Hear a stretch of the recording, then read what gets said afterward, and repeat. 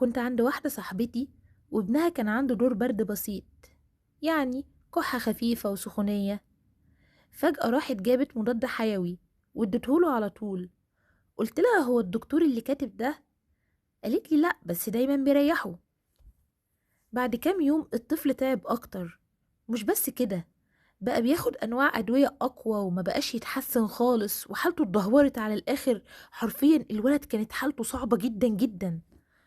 راحت صاحبتي أخيرا للدكتور وقال لها جملة صعبة قوي: جسمه بدأ يقاوم المضاد الحيوي وما بقاش بيأثر فيه. خليني أقولك الحقيقة اللي ناس كتير مش عارفاها: المضاد الحيوي مش لأي مرض، لأنه بيشتغل على البكتيريا مش الفيروسات. يعني إيه؟ يعني دور البرد والإنفلونزا أصلا مش محتاجين مضاد حيوي، لأن دي بتكون عدوى فيروسية. والمضادات الحيوية أنواع وكل نوع ليه تخصص معين.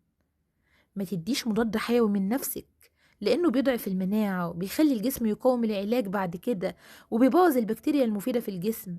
وده بالظبط اللي حصل للطفل اللي شفته. ولو بتحبي ابنك بجد اسألي الدكتور الأول وبلاش علاج من نفسك.